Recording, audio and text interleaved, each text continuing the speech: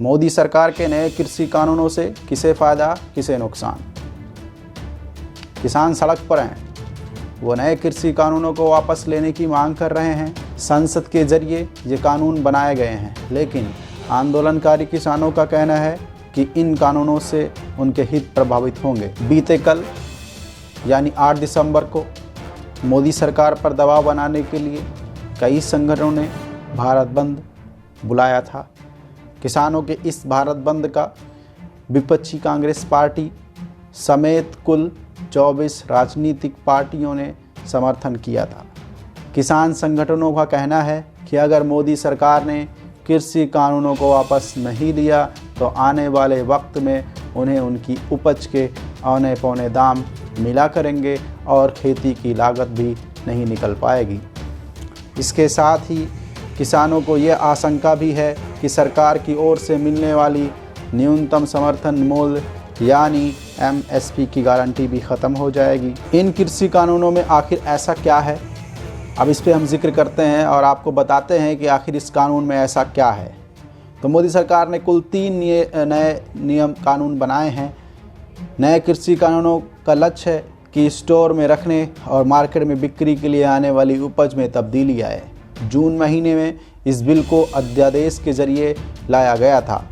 बाद में संसद के मानसून सत्र में इसे ध्वनि मत से पारित कर दिया गया, जबकि विपक्षी पार्टियां इसके खिलाफ थीं।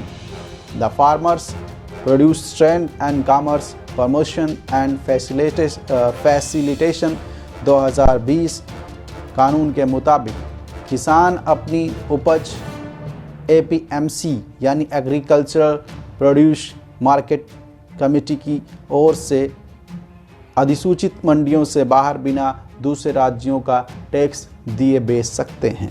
दूसरा कानून है farmers empowerment and protection agreement on price insurance and farms service कानून 2020।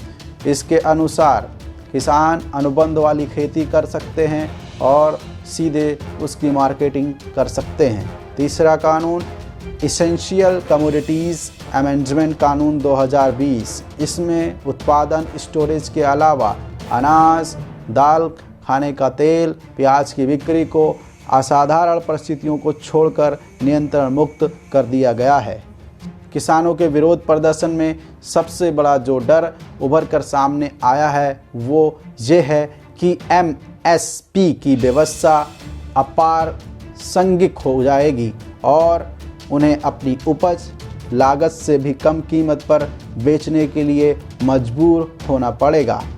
MSP व्यवस्था के तहत केंद्र सरकार कृषि लागत के हिसाब से किसानों की उपज खरीदने के लिए न्यूनतम समर्थन मूल्य तय करती है। फसलों की बुआई के हर मौसम में कुल 23 फसलों के लिए सरकार MSP तय करती है।